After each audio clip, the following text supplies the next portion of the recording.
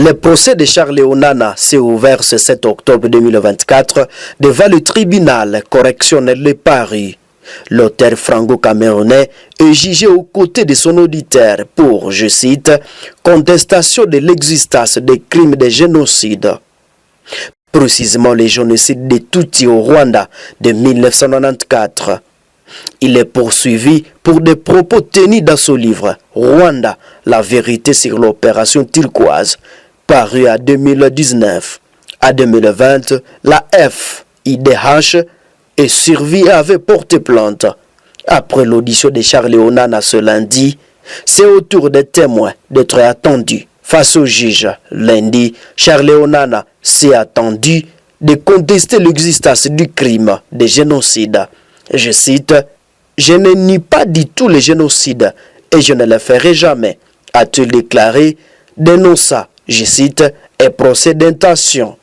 Pourtant, dans les livres mis à cause dans ce procès, l'auteur franco-camerounais place entre guillemets les termes de génocide.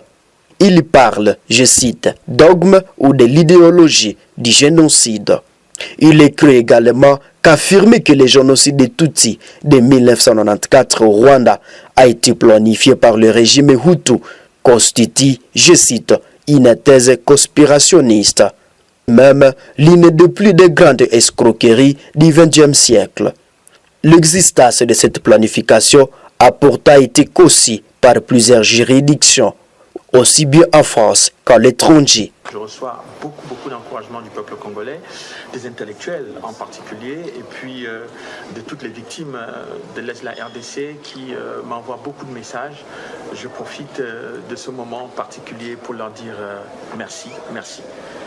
Je vais continuer le combat. Il est temps enfin que la vérité sur ces conflits qui ensanglantent le Congo depuis tant d'années, que la vérité éclate. C'est tout, il faut que la vérité sorte, on est là que pour ça. Sans haine, mais avec fermeté. La vérité, la recherche de la vérité, il n'y a rien d'autre, il faut que la vérité sorte, c'est tout. Je ne suis pas allé travailler aujourd'hui. Je suis venu ici en soutien à notre ami et frère Charles Onana pour ce qu'il écrit sur le Congo, notre pays, et ensuite sur les mensonges que les lobbies Tutsi Power et le Rwanda diffusent, d'abord contre le Congo et ensuite contre tous ceux qui écrivent contre les génocides qu'ils ont propagés tant. Vous savez qu'au Rwanda, il y a moins de 1 million de personnes. Il y a 800 000 à peu près qu'ils disent qu'ils sont des Tutsis. Mais dans les 800 000, on compte la grande partie des Hutus qu'ils ont tués au Rwanda, qu'ils ont poursuivis jusqu'au Congo. Et voilà, on ne parle que de Tutsis et pas des Hutus et pas des victimes congolaises. La preuve, dans ce sommet de francophonie que le président de la République vient de participer, Macron a omis de parler des victimes congolaises. C'est très grave. C'est un scandale. C'est un scandale qu'un journaliste, écrivain comme Charles Onana, qui relate ce que vit le noir, qui relate les problèmes africains, et ce n'est pas d'aujourd'hui qu'il écrit, mais qui se retrouve aujourd'hui amené devant un tribunal parce qu'il a écrit un livre et il a écrit Holocauste. Ce n'est pas la propriété de quelqu'un. Il est en train d'écrire ce qui se passe à l'est du Congo. Le Rwanda aujourd'hui avec Kagame est en train de tuer le peuple africain. Il ne tue pas simplement les Congolais.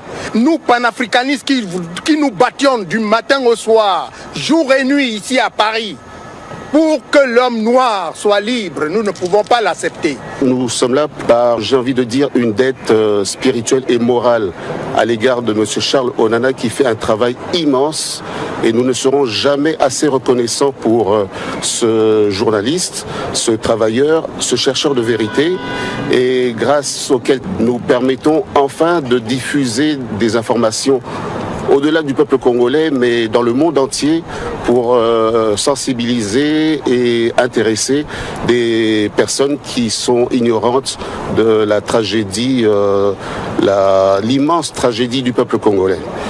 C'est un grand jour aujourd'hui parce que ça nous a donné l'occasion de venir assister à ce procès par patriotisme, par reconnaissance aussi vis-à-vis de Charles Onana et aussi par recherche de la vérité. Donc, patriotisme parce que nous aimons notre pays et nous pensons que tout ce qui touche à la vie des Congolais, ça nous concerne et nous pouvons nous libérer pour venir soutenir celui qui se donne pour défendre la cause des Congolais. C'est tout l'air d'un procès du siècle. Il cristallise l'attention de tous les caméras du monde sur la situation dans les Grands Lacs. Du 7 au 11 octobre 2024, il va se tenir le procès de Charles Onana et des éditions du Toucan devant la 17e chambre correctionnelle du tribunal judiciaire de Paris contre la Fédération internationale des droits de l'homme et l'association suivie qui poursuivent Charles Onana et son éditeur pour contestation du génocide dans son livre Rwanda, la vérité sur l'opération turquoise, quand les archives parlent, paru en 2019. Mais alors, la question est de savoir quels sont les enjeux de ce second procès en France contre Charles Onana. Les réponses sont multiples au regard de la situation sécuritaire alarmante dans la partie est de la République démocratique du Congo, mais aussi de l'engagement du Camerounais Charles Onana dans sa lecture de la vraie histoire du génocide et des vrais mobiles pour la restauration de l'intégrité territoriale de la République démocratique du Congo en proie à des agressions récurrentes de son voisin, le Rwanda. Ceci dit, le sous-entendu de ce procès et les zones d'ombre sur l'acharnement constaté face à Charles Onana restent entiers. Dans le fait que Charles Onana a-t-il dit la vérité dans ses écrits sur le génocide rwandais? Autant de questions seront abordées pendant ce procès et dont les réponses seront trouvées à l'issue de celui-ci. Pour sa défense, Charles Onana a cité à comparaître une vingtaine de témoins de plusieurs anciens officiers militaires français et rwandais. Les parties civiles ont-elles sollicité les témoignages de plusieurs juristes et historiens, a écrit RFI.